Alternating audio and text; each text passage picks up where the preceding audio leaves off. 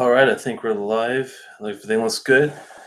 Hey guys, going to be doing a an early show tonight. Going to be driving out of town tomorrow, so I figure, well, I'm not going to be able to do the show tomorrow because I will be here, of course, and I'll be on the road. But I figure, well, hopefully I'm not stepping on any toes tonight. I don't think I saw anybody doing a show, and I thought, well, this would be a good time to at least get one in before the week. I won't be back until next Wednesday. So, you know, might as well have a little fun. And it's been a long week, so early day start doesn't hurt anybody.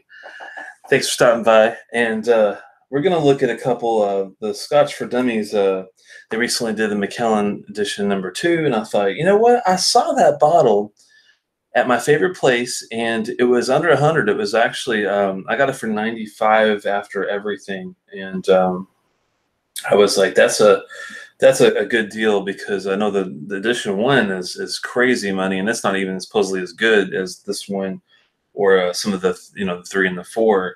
I have not had any of them before, but I do like Macallan. When you think of a sherry bomb, the first 2 distilleries that come to mind are Abelauer, which I love the Abana. The 18 is pretty good. I'm trying to think if I had anything else. The 18 wasn't as good to me as the Abana, but I do like that cast strength. But I'm trying to think if I had any of the younger editions of that yet. Maybe the 12.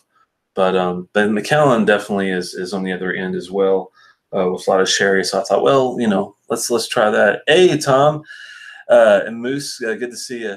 Yeah, I was just saying that I'm gonna be traveling, so I'm not gonna be able to do the Dummies after show tomorrow. Hopefully, Mike will take my place, or somebody will be able to do a spot for me tomorrow.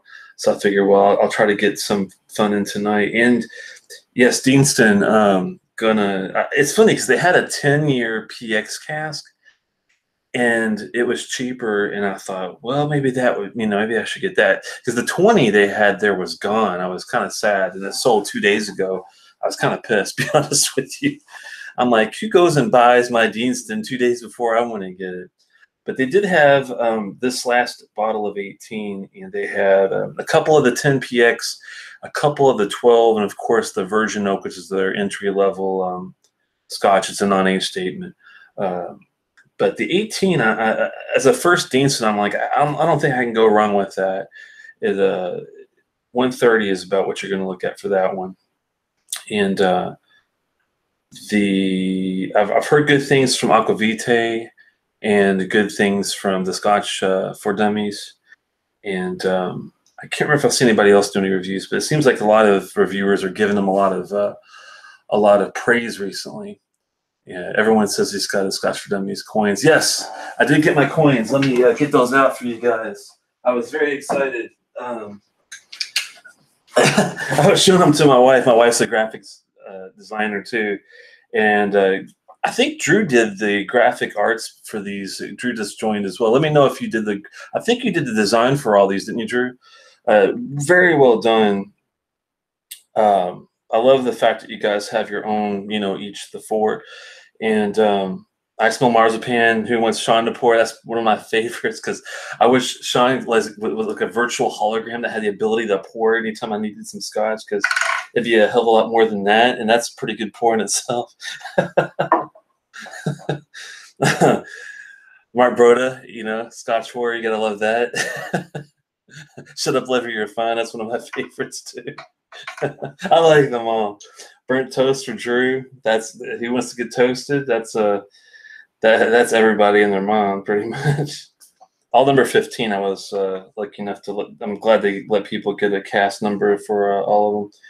And the one I use the most, as far as my own phrase too, in my wheelhouse, is Andrew's, supporting P heads globally since 2015. So that's pretty cool. I appreciate it, guys. I'm gonna have to maybe make a Telex coin or something. I was trying to figure out what you guys had to, what the margins were. I'll talk to you guys about that later, because they're not like casino coins. They're heftier. They're not clay. They're like ceramic. It feels like they're bigger. So it's hard for me to figure out what's the the same gauge. I know you guys use the same kind that the Scotch test dummies use, so hopefully I'll be able to figure out maybe do like a slot of like 250 or something and see what happens. It'd be kind of fun to have one. Got a decent logo, and I'm sure my wife could figure out a nice layout. And the only bad thing is then you got to get involved with the merchandise and all that, and when you got to deal with shipping, and I know sometimes if you sell within your state, you got to worry about sales tax and all that. It's almost like I don't know if I don't even want to go there. Anyway, let's get to the Scotch. Oh my. Yeah, nice bottles. Yes, I figured, well, you guys had a great time with this one, so I thought, got to try that. And you all like the Deanston a lot, so I thought, well, let's try something different. I think you guys had the 20PX, and I looked for that, and they didn't have it anymore, but I think this is the next best thing. Better than the 10PX, I figure. But this is interesting, and I'll tell you about the notes on that one in a second. I'm trying to think. What do you guys think? Should I start with? Should I start with the Deanston 18, or should I start with the Macallan Edition 2? They're both, I mean, this is more of a sherry. This is more of a bourbon. And the interesting thing about the Deanston, I'll go ahead and talk about that a little bit. Now, maybe help me decide which one's the best one to start with. This is actually. The cask type was a hogshead and first fill Kentucky bourbon casks. And that's interesting. It is a Scotch, it's malted barley and all that. But let's see. Master distiller Ian McMillan utilizes double barreling to create this Highland single malt after spending most of its time maturing in hogshead casks. The whiskey then finishes in first fill bourbon from Kentucky. Released in 2015, it is non-chill filtered and bottled at 46.3. That's that guy there. And chill filter, I think it's natural color. I'd be surprised if they colored it, because for 18, that's not what I would consider super dark or anything. That's a nice deep gold color, I would say. And the Macallan, of course, is even darker, but that I think is your sherry involvement with that, which that's a whole nother beast in itself. Now that guy is a little more complicated, and I know I'm going to butcher the hell out of some of these pronunciations of some of this. I mean, I practice Scottish Gaelic every once in a while, but this is going to be some Spanish, I think. The edition series from Macallan consists of limited edition blends of the distillery's malt whiskey that had been matured in a variety of different types of casks. This expression, the second release in the series, is the result of collaboration with master distiller Bob Dargano and the Roca brothers, Joseph, Joan, and Jordi, owners of the El Cellar de la Roca restaurant. Together, they selected 7 casks sourced from 4 different cooperages in Spain for the whiskey to mature prior to blending, bottled at 48.2. So they're both similar ABV. This one's a little more intense. I'm thinking I should probably go with the Deanston 18 first and then do the Macallan. I think that might, because I think this one's going to be a little more sharp, maybe a little more intense on the flavor, but yet this is probably going to have a lot of flavor, but also have a lot of age, a lot of like more delicate notes in it. So I'm thinking that we might want to go with this guy first, but I'm kind of I don't know. Hey, Travis and Cato and everyone else that's joined. I appreciate y'all's support. I was just debating on which one to try first, but I think we're going to go. It would probably be the smartest to go with the Deanston first because of the delicate notes that we're going to have to try to dig out. These have been sitting for a while, and letting them air out a bit. Try to give it, especially with the age, give it some time to show its colors. And the weird thing is, man, this is no legs to speak of. Absolutely none. It holds firm at the top, but that could be good. They're starting to drift a little bit now, but man, they're really thick. It's a nice oily, looks like it's going to be a nice oily mouth coat, if I had to take a guess. Oh, wow. Yeah, you can definitely, it's that bourbon cask is really like, I guess because it's first fill. Of course, it's going to be intense. Let's go back to the other notes here and see.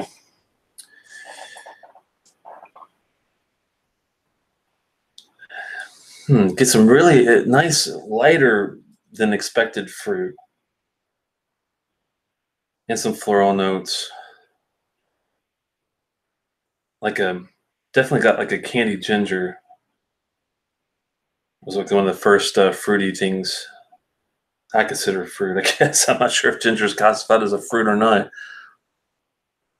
Do a blend of the two. Yeah, I'm not gonna ruin that, man. It might be good, but maybe the last sip, I might, because technically a bourbon, like like a more like a bourbon cast type thing with a sherry could theoretically go really well together. But I definitely don't want to do that anytime soon, unless I have to or have hardly any left.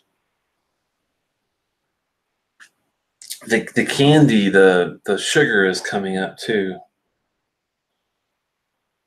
It's brighter than I thought it would be. I'm thankful because I'm not getting any bitterness sometimes that you get. Not getting a lot of full blown like herbal notes that sometimes throws things off a bit. It's really well balanced, I think.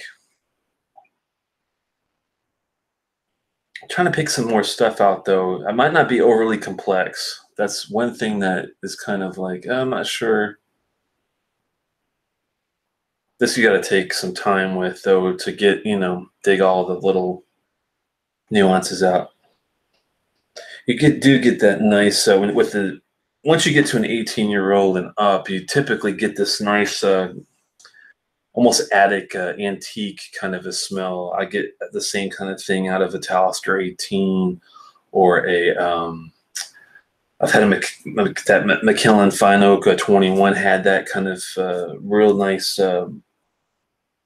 leather almost, but soft leather, not like harsh. It was like a really nice, just an old antique kind of a smell. Sorry, I had this hair in my face for some reason.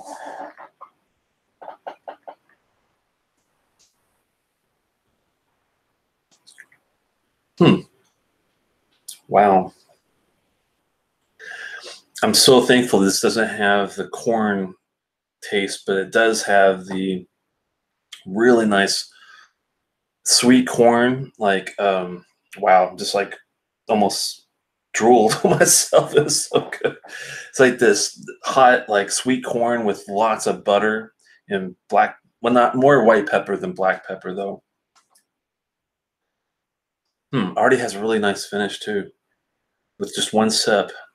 We'll get that in a second, though. I don't want to go there just yet.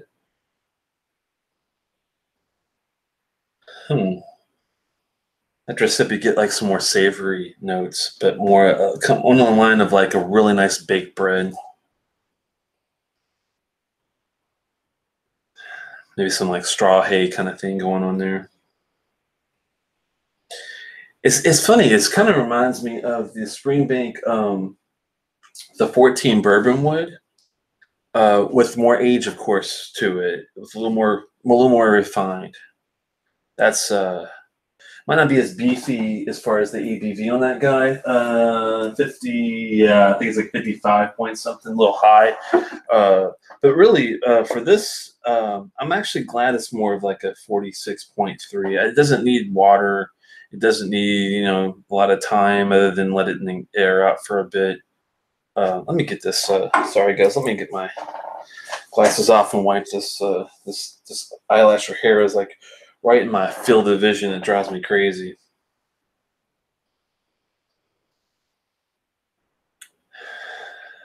Really, really slight. I mean, really faint tobacco and tea note too.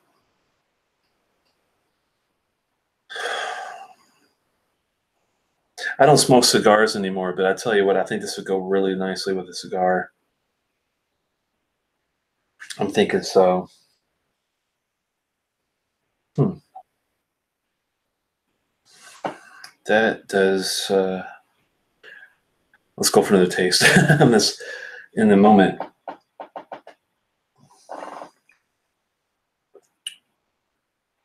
No infinity bottle. I haven't done one yet. I do need to do one probably of some sort, like the Solera bottle or some sort of some sort of all-in-one mixer. I just cringe when I think about mixing things that I don't have a lot of control over. I like to get things that I like a bit, like a real straightforward bourbon cask, and then throw maybe a little dab of sherry myself in there, like pure, like PX or Oloroso or something. I mean, an eyedropper worth. It does make a big difference. So, you know, that's part of it. Let's get back to the tasting notes, and this is really good. I mean, that sweet corn butter, man. And thankfully it's not like bourbon sweet. It's definitely more of a malted milk ball whopper kind of a back end taste too.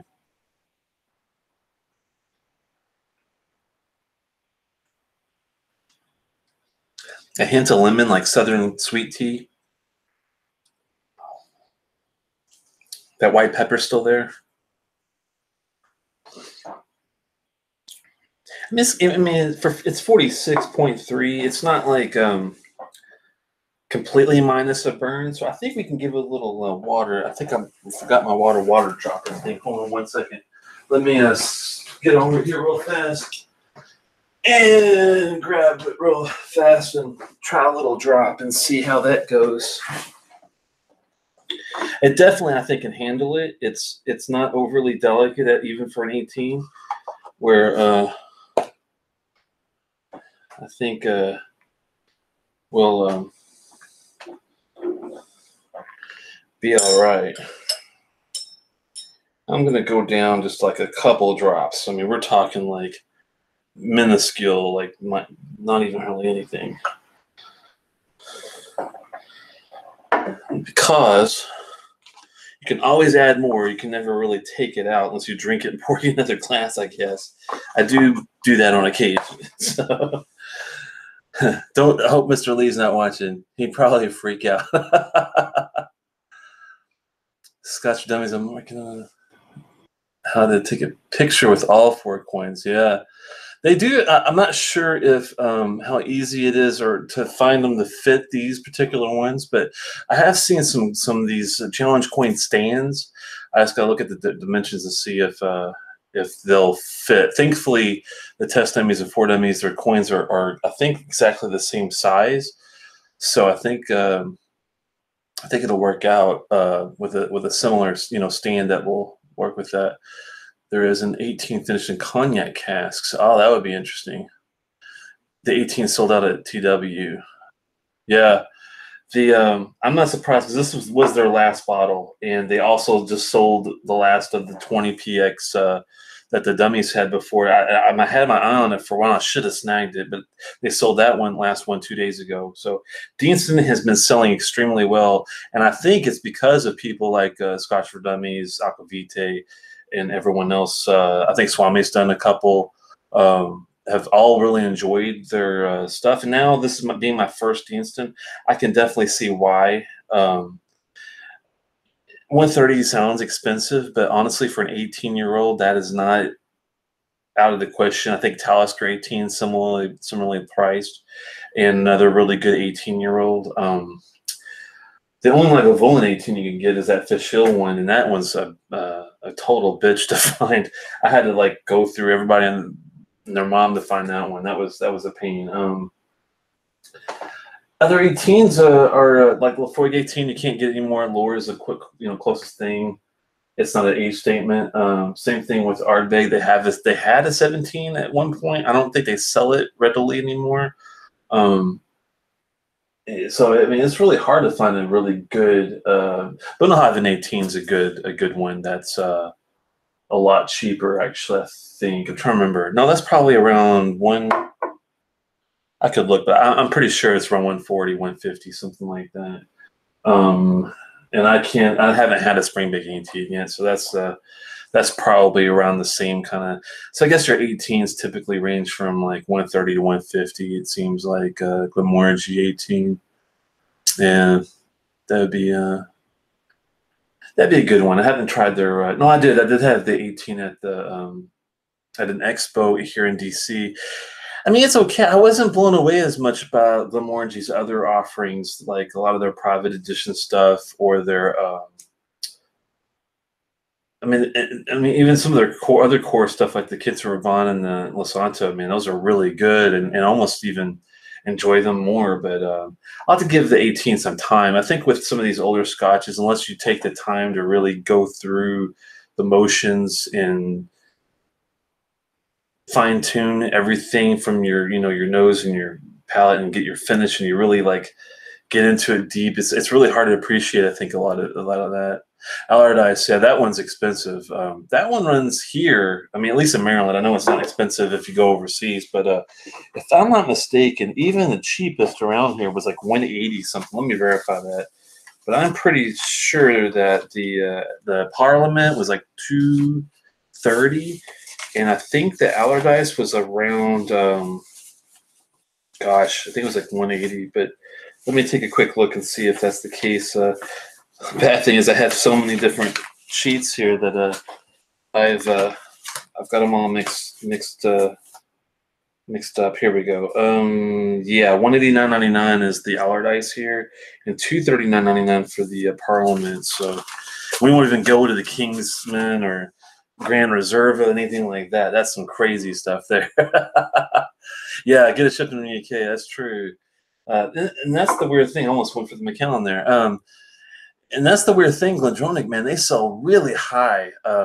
It's pretty crazy. Everyone's saying Buna 18 used to be around 100. Really? I would buy a boatload of that stuff, man. That stuff is awesome for 100. I'm surprised that it was that low, but as much as I've seen things skyrocket lately, it seems like that's just the way it's going. I hope it doesn't get any worse. Tom says he's just bought a bottle of 18 tonight. Yeah, you'll have to let me know what you think about that, Tom. I wasn't as blown away as oh no, you're talking about the 18. Sorry, sorry, the Glendronach. I thought you meant the Glenmorangie. Glendronach 18 is really good. 189.99 good. That's where I'm kind of like, oh man, if I could get about 150, I think it would be a lot easier to swallow than when you get closer to 200. It's like, my God. But it is older than old because of the mothballing. I've heard the Scotch for Dummies talking about how there's like this gap of 3 years. So even if it's 18, it's really a 22 or 24. I forgot the exact number, but you are getting a few extra years, out of the gate on a Glendronach. So you got it for 159. Yeah, that's a hell of a lot better than our prices, man. I'm not sure why Maryland must like sell a boatload of it, because anywhere I've ever been here, they always have it almost like $30 to $40 more than what I think it should be. But Travis just bought a bottle of the North Star at Vega 41 year. What the hell is that? Is that Glendronach? North Star Vega 41. Wow, man. That sounds good. The interesting thing, though, the North Star is Polaris. Why would they call it? Oh, it used to be Vega, I believe, or it's going to be Vega. I am into astronomy, and Polaris, of course, is the current North Star. It's either before or after it will be Vega, and I think it might be after a certain number of years. Huh, that's interesting. Vega isn't IB. Blended. Oh, okay, blended. Interesting. Huh. North Star Spirits. Interesting. That's wild. Yeah, I think that's the next North Star in a long, long, long time. I think it's like 12, 14,000 years or something, but there's some trivia for you. That's probably why they picked the name, I'm guessing. Huh. Better. Oh, and IND, independent bottler. Oh, okay. Huh.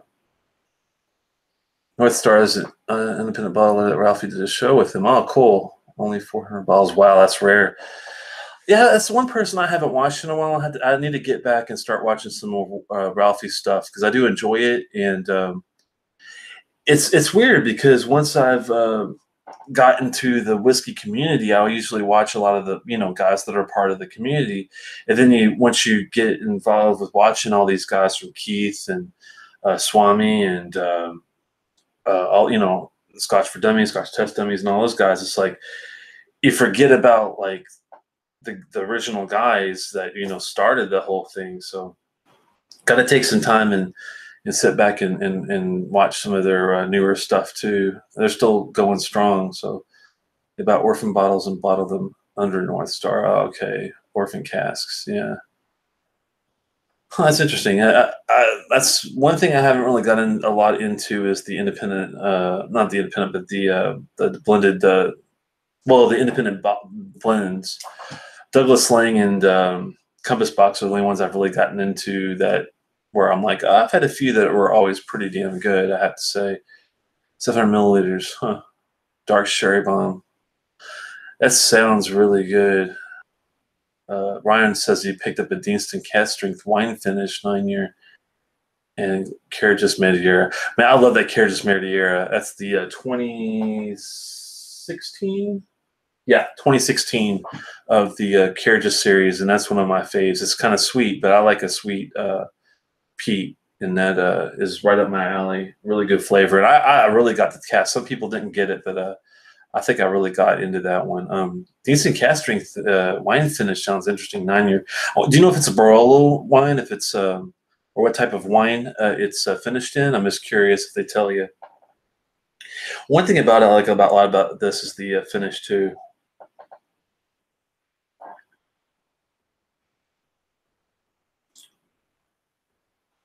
Doesn't take much. Wow, pepper's really coming on more so after it even sits there, even with the water. White pepper galore. It's funny. It's like wow, that ginger still there. It reminds me in a real subtle smoke. It's almost like a Talisker, but not as smoky, peat heavy. More of a cask influence to it. It's got the same pepper spark that a Talisker has, but it's instead of giving you the peat smoke, it gives you more of the casks or the flavors that they're putting their juice in, which I'm getting into that. That's pretty good. I have to say I do actually like it better than the Springbank 14 bourbon because it's just a little more refined, and I think the age helps it a lot with this guy. That finishes. I mean, the only downside to it is it's a little dry because of the pepper intensity and it really kind of dries out. It does have a nice the dark chocolate caliente pepper thing going on there too.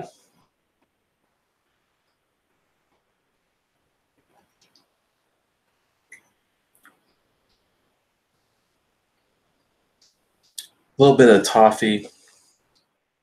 That ginger and lemon really bites at the end before it dries too.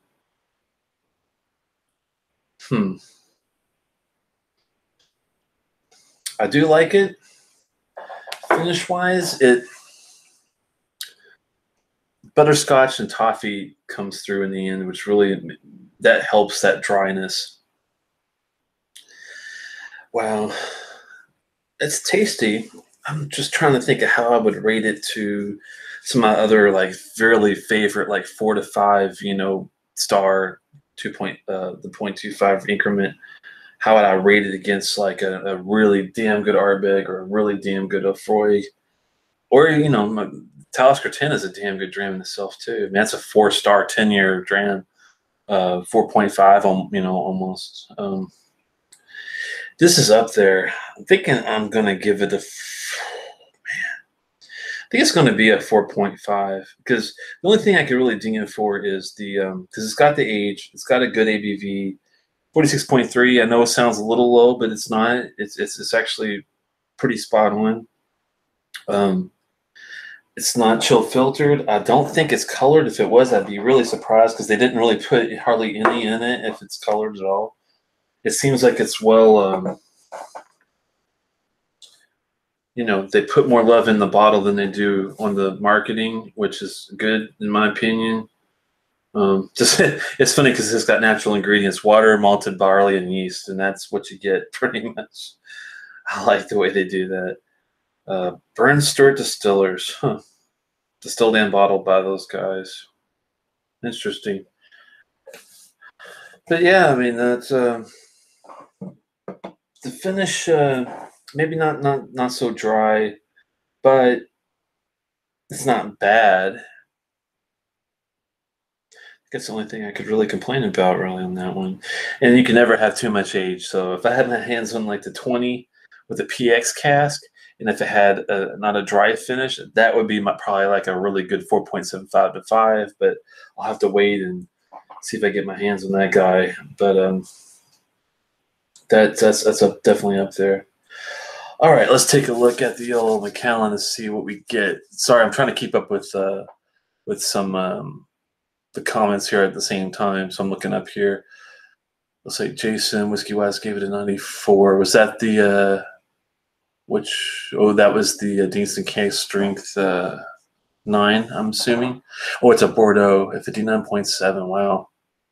I'll have to give Deanston another go. Yeah. I'm looking back to see if you said anything about trying one and not liking one, Cato. Did you have a bad experience with Deanston and didn't like it?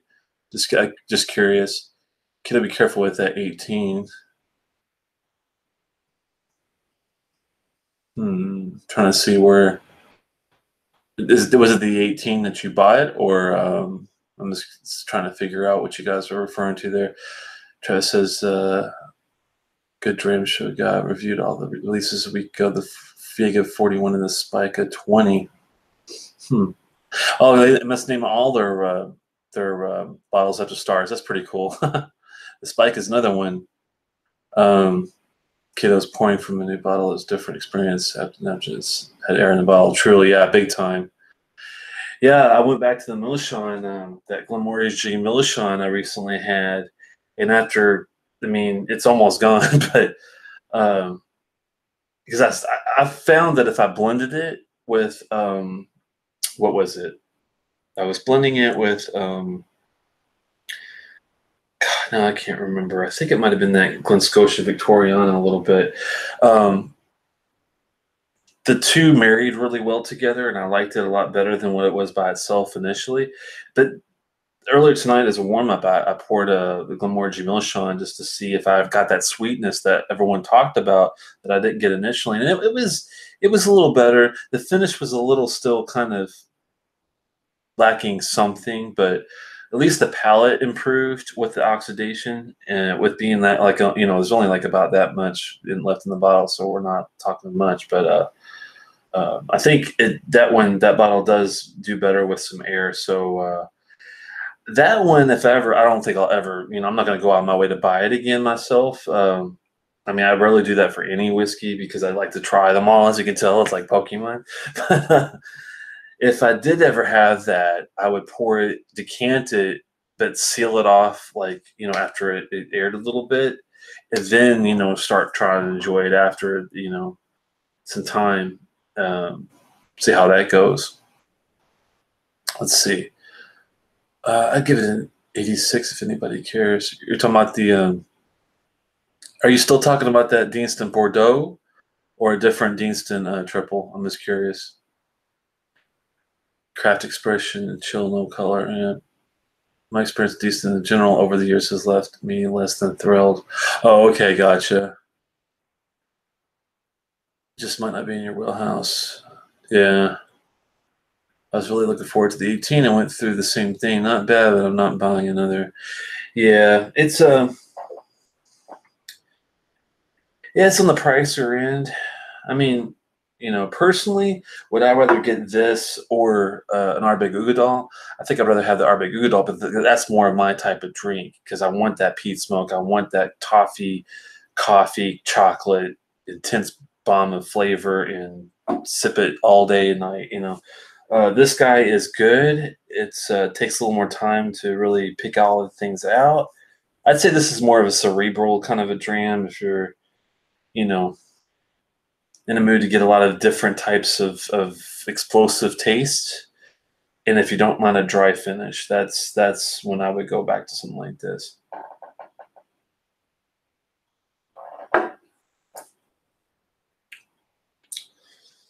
And if you like ginger, candied ginger, especially hot buttered corn, I think you'd be on board with that one. If that's and it's pretty sweet, I have to say.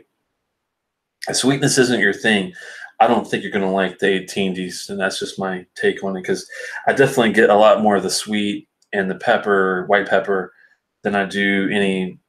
Some savory, not much. I don't get any herbal notes, and I get a few floral notes. So it is definitely one-sided, I guess is the word for it, with its spectrum. It's complex, but it sticks to like two wheels of the two pies of the wheelhouse with its complexity, not like spread out all over the place like some of these other ones. Like a Talisker 18 is extremely complex because you don't just get the smoke thing, you don't just get the floral thing, you don't just get the herbal thing, you don't just get when you get a plethora of different spokes on the wheel. All right, triple. Yeah, I could see where you. It's not like it's not like it didn't like blow my mind right away. I had to really think about it to really appreciate, I think, some of it. But at the same time, it's like it's a tough one. I see why someone wouldn't get into it as much if they're not into the sweetness. Tamar's saying, "Have you tried the Glendronach peated?" Yes. I did have that at the first expo when I was at the Scotch for Dummies deal in Indianapolis last year. Glendronach had a really nice spread. They had the Parliament, the Allardyce, they had the peated, they had, they had a lot of different things. The only thing they didn't have was like a single cask. Of course, those were crazy money, like $1,000, $1,500 for one bottle like that. But they had just about all their regular years up to around 21 or so, and a couple new ones like the peated at the time I think was fairly new, and it's good. I enjoyed it. I was surprised to enjoy it. I'm not sure if I enjoyed it as much as the Benriach Septendicinum, the 17-year-old peated one they have. That was pretty damn good too. I can't remember which one I liked more. I'll have to go back and look at some notes and see if I have had the peated port, and that was not so good to me. Lee G was not a fan either. We both were surprised that the first problem was we have to let it sit out at least 45 minutes to get a good taste out of it. It's crazy, but it's true. I even tried it myself after he told me that, and he was right. It takes a solid 45 minutes.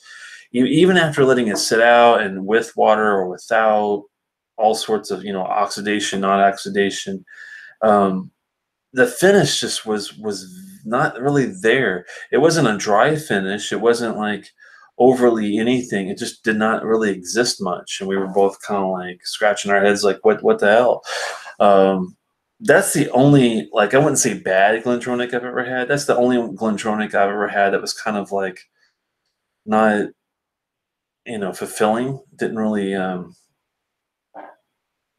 get me going. Like when I had the 12, even the regular 12, right away I was blown away by how much of a sherry bomb and how great it was. Even though it was pricey, 65 for a 12 was a little. I thought at the time it was a little high. Now I'm kind of like, well, maybe not so much. But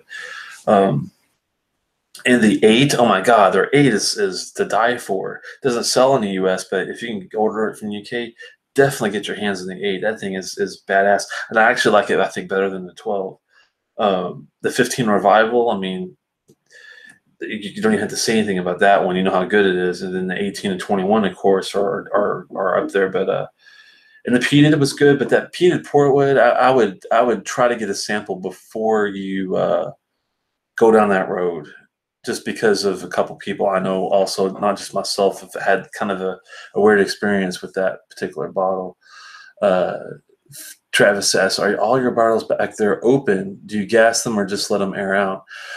A lot of these are, most of these are open. There's a few that are not. I do just go all natural. I've heard horror stories of those gas, like the premium, what's that stuff called? Where for wine people use it, they gas their bottle to keep the oxidation out. It's called Premier something or other. Someone told me that they actually, might have been Everwind. I can't remember if it was him or someone else. Someone tried it and put it in when they gassed it. It made it horrible. It was like a really bad experience. I think, heard somebody saying that they worked, but to me, like I've rarely ever had a one after oxidation be worse than what it was initially. Actually, most of the time it improves it. So I'm more of a just go totally natural with the air, and they don't last very long anyway. So if I keep a bottle around more than a month, it's it's a surprise. It's not very good. We'll put it that way. That's the tough one there. Never had it, Glenn Peter. Did you add water? Yeah. Yeah, talked about the water. Hey, Swami, good to see you, man. Are you still on your trip? Hope you're having fun. I've been busy at work and some other things at the house. I haven't been able to really watch it yet, but I'm going to try to catch up. I'll be on vacation here this week, starting tomorrow, and try to catch up watching a lot of people and their videos and stuff. Did you meet Scott today, or is that tomorrow? On the 27th. Oh, it's a couple of days. That's cool. Might as well. Hey, Loch Ness, you're a little late, yeah, but you're still here. I'm glad you made it to the party. I haven't even touched the second one yet. I'm kind of going slow today. Sounds like a Friday party, yeah. Man, I can hardly imagine partying with Scott and Bart. That'd be pretty funny. It'd be fun too. Not much to do in Wichita, Kansas, I have a feeling. I used to live in Oklahoma City. I know exactly how it is there, man. It's like, I know they've built up Oklahoma City since I left there years ago, but back in the day, man, there wasn't a lot going on. And then, yeah, just let it breathe, I guess. I don't guess them either. Yeah, Travis, I think you're right on that one. I'm in Rolla. Oh, and Rolla is Missouri, I think. Hey, Swami, college town, yeah. Oh, Rolla, Missouri, yeah. As I say, I think I've been through there, driven through there myself, because I've used to drive from Oklahoma City to Louisville all the time. Triple speaking French with Swami. Yeah, I'm gonna get going there, Tom. Sorry about the delay. I just wanted to catch up a bit on the old comments. So let's see. Now this is going to be interesting. We'll have a little quick cleanse.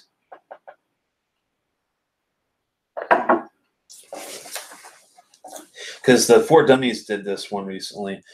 They do their scale a bit different than I do. They do the 0.5 increments out of 4 people, 1 to 4 being their highest. I do 1 to 5 is my highest with 0.25 increments. So it's kind of a different deal. But if they all gave it 3.5s, I mean, I'm thinking it's got to be pretty good. I mean, the good thing about them is they have the 4 people, different palates, different opinions to go with, and if something makes them all pretty, into it, then I'm thinking that's going to be a pretty good dram. Oh well, they even got a pie chart on the different casks and what percent was the percentage of like the butt versus the hogshead, and first fill being some one thing, and then second fill different, all sorts of different characteristics they listed on here. 52% butt, 21% hogshead, and 27% puncheon. I haven't heard of puncheon before. I'm going to look that one up. So it's always good when whiskey teaches you something. Anyone know what a puncheon is by chance? I stick to basic scotches usually, and I haven't rented that one yet. So that's a surprise. Nice color. Let's see if we get any legs in this guy. It's another. Oh, and the mouth coat on that was medium. It was pretty decent. This one looks about similar. It doesn't run very much. It holds its shape pretty well. Oh wow, huh. First note is sherry, and it's intense. It's not just like, hey, it's like, ah.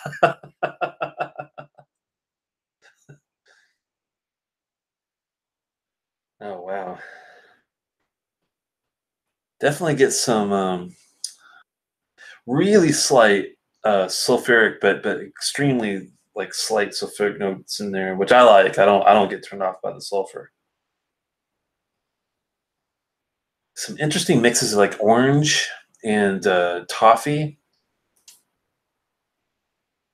You can tell it's gonna be thick, like almost like a molasses.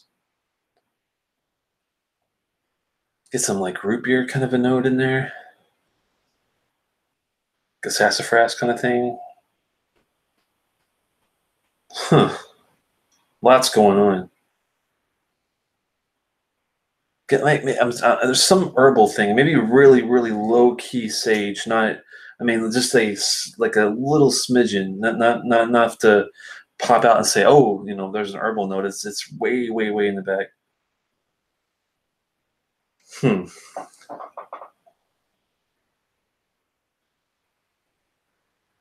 And there's some floral things going on too. This is more, instead of the two spokes out of the wheel and lots of different things in those two spokes. This one's kind of more spread out all over the place.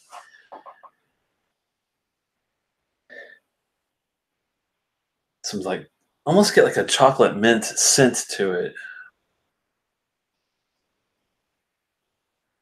And then it goes darker. It changes a lot. Every time you go in, you get something a little different.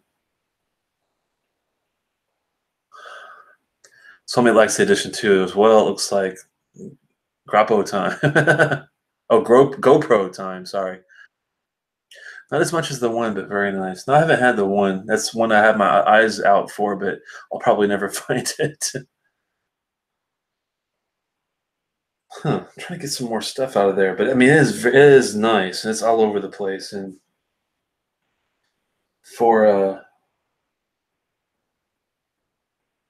hmm,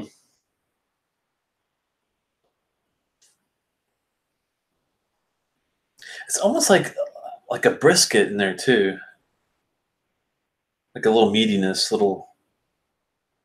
I mean, there's a lot of more like a barbecue and other things going on, but I could detect some savory meat really deep in there. Well, if the palate is as good as the nose, which it sounds like it's going to be, then we're in for a little treat, I think, here.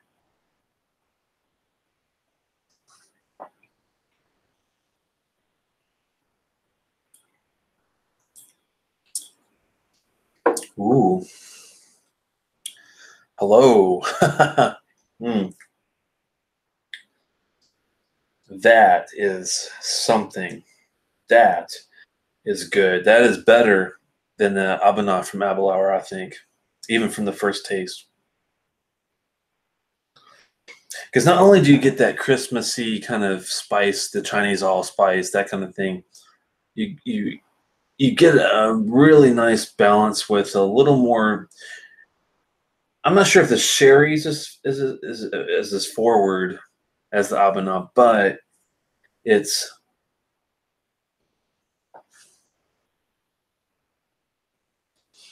I think it's better balanced with other fruit. The black and white pepper you get on this one, more black than white. Um,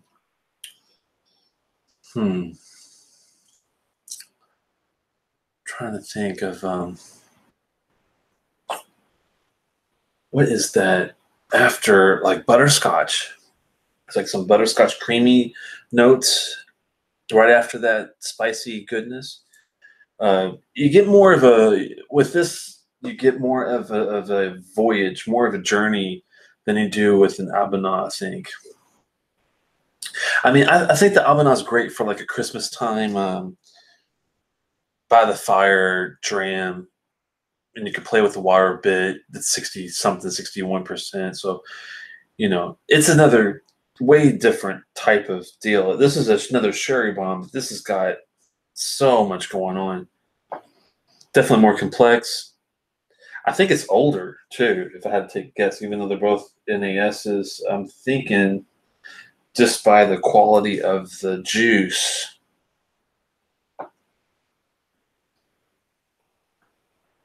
Medium mouth coat. too heavy. I mean, it's got some nice oiliness to it. Wow. It's different. It's got some really good savory gravy notes in the back too.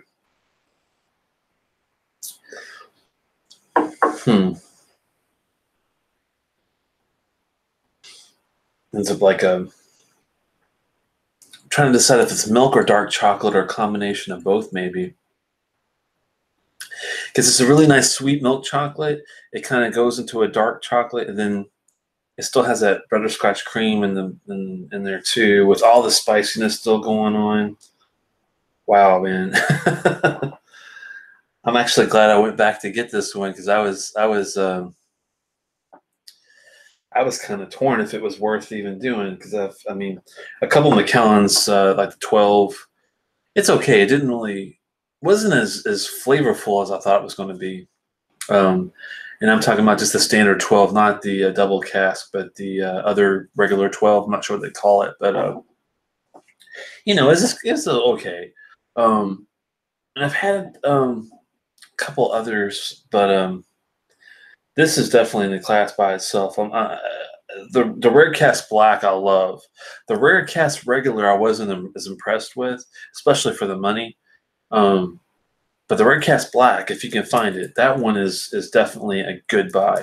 It's probably expensive as hell, but that's one of those that I would get and drink it on like really special occasions only. I would skip the rare cask itself, the regular one. I gotta get my hands on that classic cut. I've heard that's another good one I haven't had tried. They did have that one at the store when I was there too, and they had the number 3. They didn't have the 4 yet. I'll have to go back and try the 3 before it goes out of whack, and I'd love to get my hands on a 1 and complete the collection. Oh man. Yeah, I think I'm going to stick to my. At first, I thought I was going to collect just all Isla stuff, and then I thought, well, I don't really like every Isla distillery. I won't go into that right now, but and then I got into Campbelltown. I liked a couple of them, so I'm like, all right, but I don't like everything that like the Hazelburn was okay. That Barolo cask, it's not as good as I was hoping it would be, and I think because it doesn't have that peat. It's Hazelburns are completely no peat. So the Springbank Longrow, I think I'll stick with those two. Kilkerran's never done me wrong. They're pretty, and Glen Scotia's never done me wrong. They're always pretty good so far. But I might throw Macallan in there as a possibility. The only problem with Macallan is sometimes our prices are a little bit nuts, but just have to wait and find a good deal, I guess. Classic cut is fantastic and great value. Okay, I'll definitely have to pick that one up. Swami agrees about he hated the rare cask as well. Try the black though if you get a chance, Swami. I know it's a bitch to find. It's travel retail exclusive, and I'm sure it's probably the same price, around 300 American. So it's probably 350, 400 or something where you are. But if you can get someone to send you a sample or like I don't know, maybe getting good with the Macallan guy.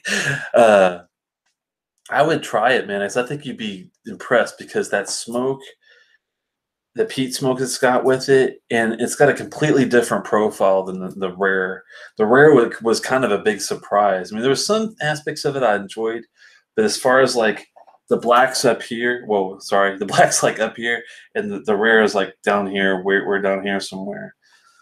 This is actually maybe better than I think it's actually better than the rare, and it's like a third of the money. So there you go.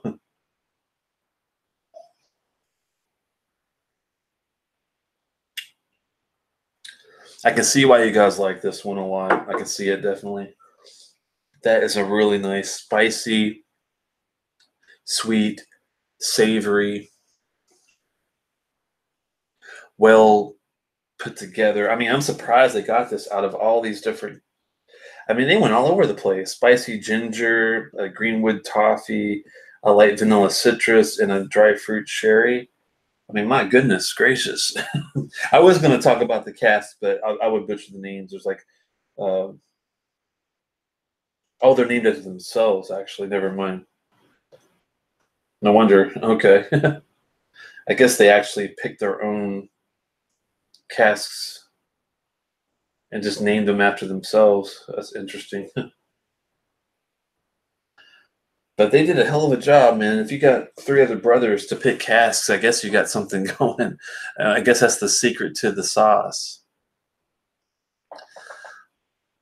Malted, good to hear. I'm from the fear of being disappointed. Yeah, it's never never a good thing, you know, trying to get something and have to spend money on something and then being let down on. That's like the worst part of it. Tom's asking, did you read about the new Glenfiddich experiment? It is peated and aged in rum casks. Yes, I saw that. Is that the Fire and Cane? Is that the one I'm thinking of? Fire and Cane, I think is the name of it. I saw, of all things, I think I saw a commercial. I'm not sure if I was watching Bar Rescue or if I was watching something in particular. Maybe it was in a magazine. But I remember seeing some sort of crazy advertisement for it. But I'd try it, you know. Glenfiddich's one of those ones I'm not sure what it'll be like. So I've heard horror. I haven't ever tried it. I heard horror stories about their Project XX being kind of out there with one batch being good, one batch being horrible. But I've only had like their 12. I think they did the guys that had the 15 Solera. I do like that a lot, but those are only 2 of the Glenfiddich I think I remember having. Mac 18 is way better than the rare. Yeah, come side by side. The 18 was the 97. Interesting. Cam needs thicker skin. Cam, oh, the Macallan guy. Yeah, I knew that name sounded familiar. I was like, he needs thicker skin. Swami's been ripping in Edrinson too much. Oh man, that's yeah. Don't. I know you don't want to be friends with the refs.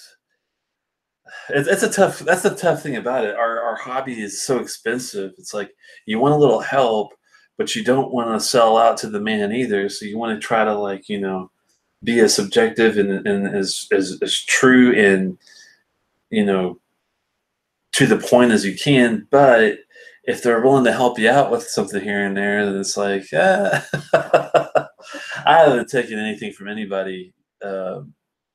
So I'm hoping maybe I'll get enough subscribers someday to get you know, some extra love on the side. But I don't know. I'm such a niche. Do particular bottles that I don't think I'll ever grow that much. But you never know. Maybe over time, maybe another year or so. We'll see. Yeah, a couple of you guys I know had to take off. I appreciate you stopping by, and I know it's late for a school night. Thankfully, my vacation starts today, so it's not a school night for me. But I took and regretted it. Yeah, I can imagine. It's not an easy thing to get around. It's hard to say no, you know, when someone's flashing money or flashing like really rare bottles at you. It's like, wow.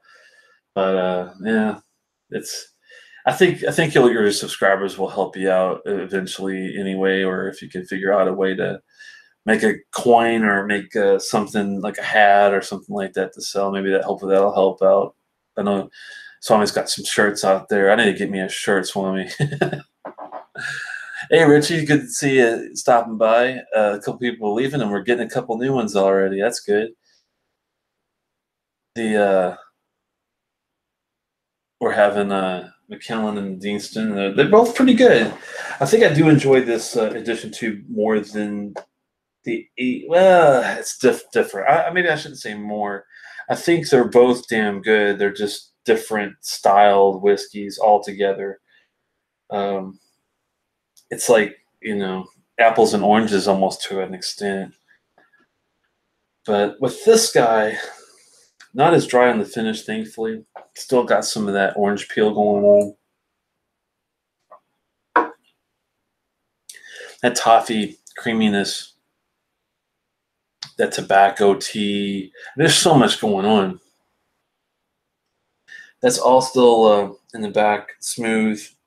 milk, the milk and the dark chocolate. Oh, maybe a little espresso in there. Not as dry, thankfully. I think I'll give it a 4.5 as well, man. Wow, I just got lucky with these two bottles. Typically, I don't score that high on two in a row. It's hard to ding it. This one might even boost it up to a 4.75, to be honest with you. The age is the only thing that kills this guy, maybe, as far as not knowing what the ages are. But, I mean, do they color this guy? It does look darker, but it is sherry, so it's not, like, out of the question, I would think. I mean, they don't talk about any of that stuff. Oh, it says it with natural color of golden syrup, so it is naturally colored, looks like. So, okay, so for 48.2, I doubt they would chill filter it that high. What's the point, right? If it's 40 or 43, maybe. I'm thinking that that's the scale, right? Typically, doesn't color any of their scotches, so that's a good thing to know at least. I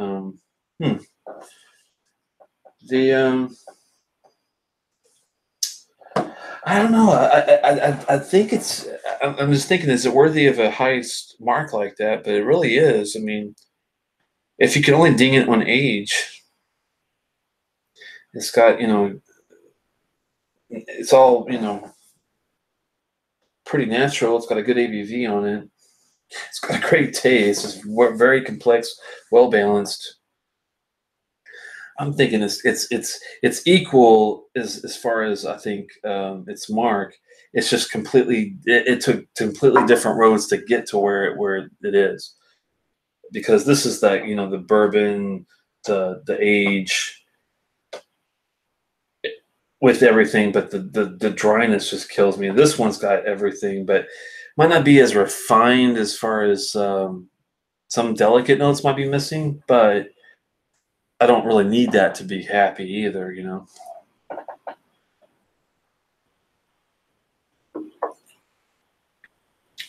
Sometimes you want to come out of the gate like a dragster car, and pow! That's what this one's like. It's like, woo! Man, I love it. I love that taste. Oh, and that one's more of like, you get your reading glasses out, you get a nice book, you get a cigar. You're going to take an hour and just kind of kick back and let it come to you. This is like, the young teenage guy's going to, get his car and fly down the street, and this guy's grandpa having a really nice cigar and book and taking his time. But they're both cool. They're both, got their great points and a couple not so great points. But hey, Lee. Lee says the additions are dead to me. Why is that, my friend? I'm glad you got to come. Have you? I think you've had this, haven't you, Lee? I'm sure you guys have had this by now. Why are you saying that the additions are dead to you? I'm just curious. The 4 is out in the United States. It is not here in Maryland, unfortunately. I think that it came out. Someone said recently, I think they got a 4. I'm trying to think of who it was. It was like a reviewer, I think. Nobody will give me an edition one. That's why the editions are dead to you. I was going to say, I had a feeling you probably liked at least number 2, if not 3 or 4.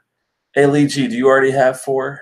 You probably do. I knowing you. You probably ordered it as soon as it was available overseas. I can't find a 1 either yet. I haven't looked hardcore. But I'm going to, excuse me, I'm going to look and see if I can find that 1. If I can, Lee, I'll let you taste it. But I'm keeping the bottle, damn it. I'm surprised you can't find 1. Oh, Tom must have been the guy that had the 4. I bet that's what it was. Yeah, the weird thing is to get to Chicago where Tom is. Tom, did you have it in Chicago, or did you have it somewhere else when you got the 4? Because it has to come from either California or New York to get to Chicago. There is no other way. So why don't they have it in California, and why don't they have it in the East Coast? Same thing with the Carriages Fino cask. I noticed that they didn't have it in California. They don't have it here yet. How the hell are they getting it in Chicago? It's weird. You guys got some sort of secret pipeline you are pumping shit out of? Nobody. Here we go.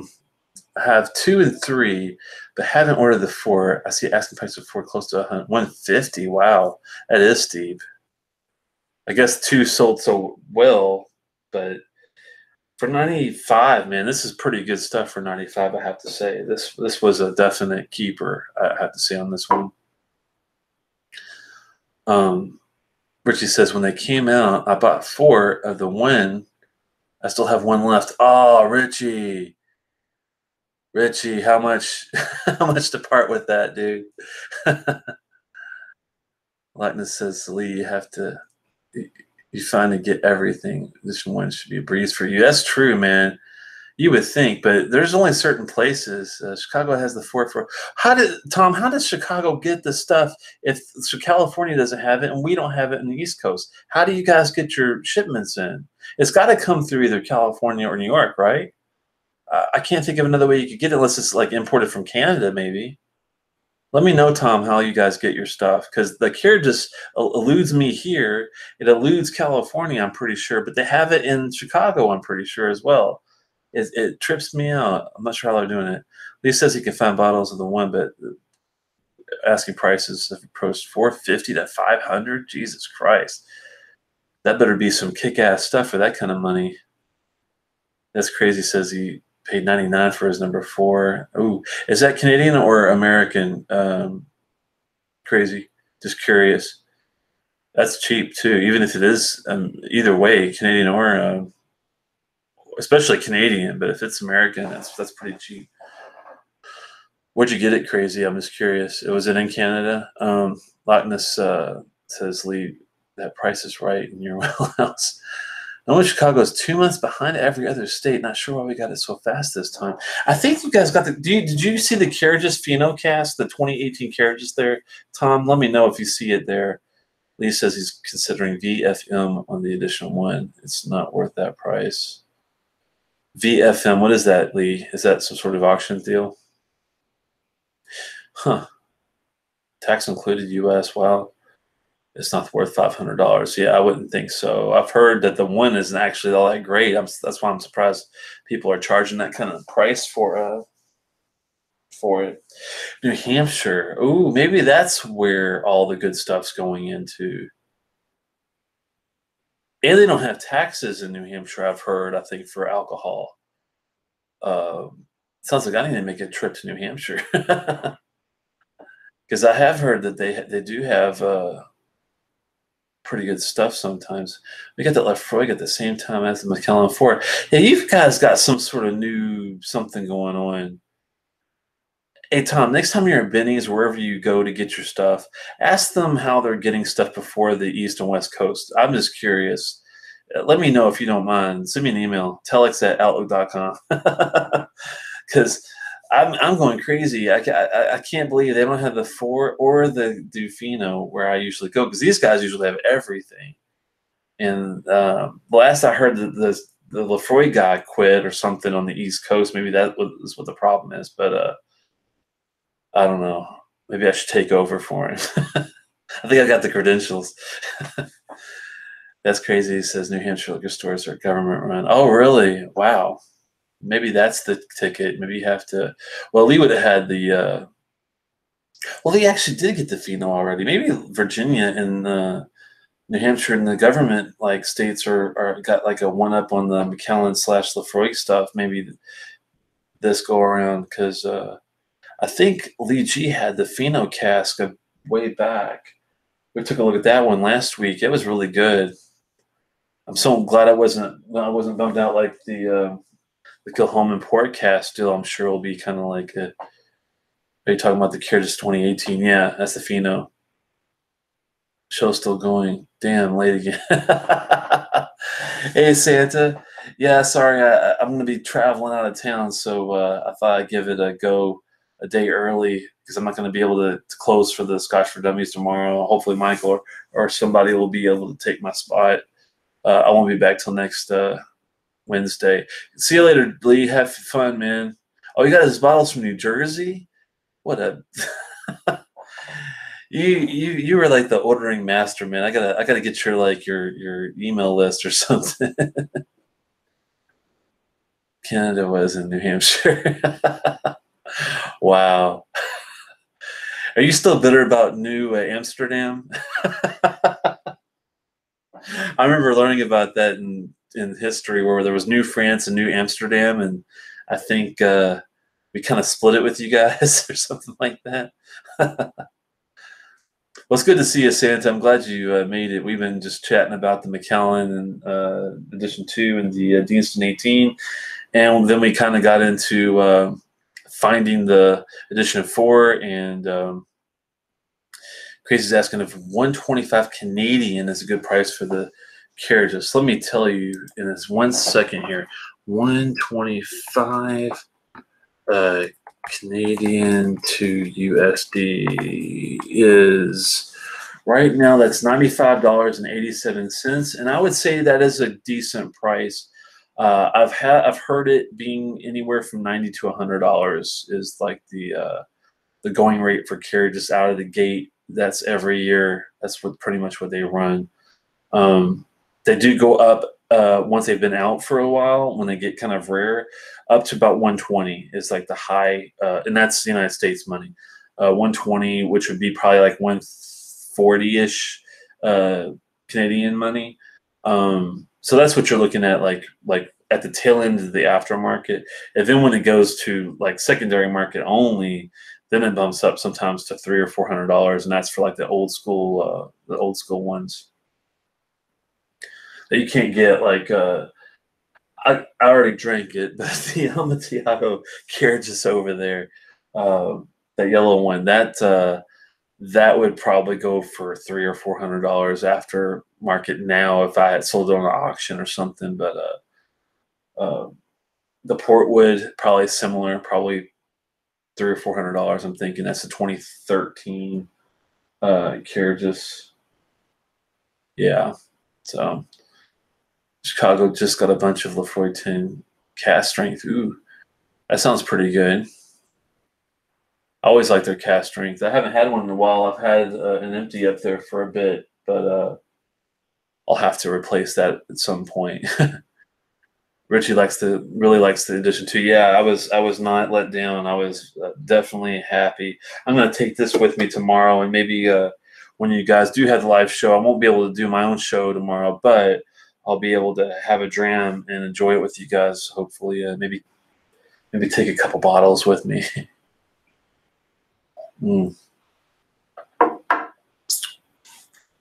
Somebody already misses Canada. He's only been gone for a couple days. Wow. Yeah, he misses the U.S. I hear you there, man. I don't know. Montreal's pretty nice, though. I have to say, any Canadian city to be stuck in, or if you were forced to live in Canada, I think I would much rather live in Montreal than Toronto or any other city. I don't know. Vancouver sounds pretty cool. I've never been there. Seattle's kind of weird, though. And if it's like Seattle, which it probably is, I probably still would like Montreal better. I'm thinking I'd love to go to Nova Scotia and St. John's, New Brunswick, and hang out and see what it's like. But it doesn't have that cool French factor. So that's the thing. And the restaurants, the food, man, is where it's at. So it's hard to beat Montreal's food, I have to say. If you can't go to Paris, you might as well go to Montreal. Oh, let's see. He's drinking a Willett's 4 years, 53%. Wow, kicking back right. That's the one that the Scotch Test Dummies, I think, just reviewed. I'd love to get my hands on a little sample of that and see what it's like. I bet it's pretty good. Somebody's talking about the 700 Club. Oh my God, he just hit the Bible Bell. That's right, Pat Robertson, man. You don't know the 700 Club? I guess in Canada he doesn't get shown there, but he's like one of those huge televangelists, like Jim Baker used to be in the old days, Earl Roberts, those kind of guys, man. You can't beat our strip clubs either. Wow. Never been to a Montreal strip club. That sounds interesting. Missouri, yeah, they don't have any there. If you go to Oklahoma, you get the pasties. They don't do full frontal there either in Oklahoma. So there you go. That's funny though, man. Somebody's getting some Jesus tattoo like down south. You should get like Jesus hit Chucky, having the thumb out. That'd be something. Oh man, I take it back. Richie, I was watching the Scotch test dummies, and there was a 53% ABV. Weird, yeah. 53 versus 63. Wow, that's crazy. Missouri sucks in the most ways. Almost Muslim. Wow, man. I hope none of my viewers are from Missouri. Andrew's from Missouri. You better be careful. He's gonna be like thinking we're a bunch of Missouri haters. Wow. I never stopped there. I've only driven through from St. Louis to Joplin, and I think Rolla is like right in the middle. I'm just like cruising through to get to that main highway that goes to Oklahoma, the Turner Turnpike, whatever. I don't like slowing down through any of that stuff. I wish there was like some sort of like telewarp I could just take from like St. Louis to Tulsa or Oklahoma City. It'd be pretty nice. Wow, man. I-44. Yeah, that sounds about right. Yeah. That's the one that goes east-west, I think, or 40. It's either 40 or 44. And then is it 35 that goes north and south through like Ardmore and Dallas up to Wichita and all that? I think that's what I remember. It's been a long time since I used to live out there a long time ago. Yeah, California has better looking women. You're spinning with Pierre. Oh my goodness, man. Well, thanks so much, guys, for stopping by. It's been great as usual. Really, really good scotch. Pretty decent scotch if you got some time and, appreciate all the little nuances in it. I'm not miffed by either purchase. This is growing on me the more I have it, though. This might be a 4.75. I have to say, man, it's just so complex, so good, even for being an NAS, which I know is sacrilegious to some of you guys, but I don't know. Really great balance of really good flavors, and that's what we're all shooting for, no matter what the age is. So that should say something. Hope you have a great vacation and see you when you get back. Yeah, same to you, Tom. If you don't, hopefully you get a vacation. I'm not sure if you're retired or if you're working or what, but hopefully you get a good one as well. I am going to take my computer with me and my phone, so you never know. I might pop up with if there's anything interesting going on, I might pop up open with something. But if I don't see you guys this weekend at all, I'll definitely be back Wednesday and ready for the show next coming Thursday. So, Slanchava. And big shout out to Aquavite. He also sent me a sample of Lafroy that he hand filled, and I'm gonna definitely pop that open maybe for a review, just for giggles and let him know how good it is, because I have a bad feeling that I have a good feeling it's not going to be bad. So.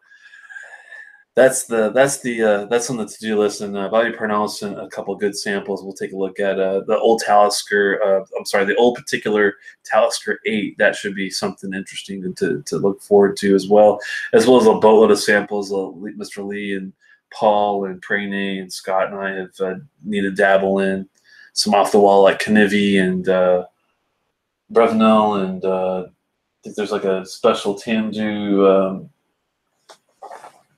I can't see it from here, but it's some sort of not the typical batch 1, batch 2, batch 3 stuff. It's like a particular dram that they did, and we'll take a look at the. I know it might not be as good, but we might look at the Kilhoman Port Cast just to see if I agree with Lee on that one. All right, see you guys.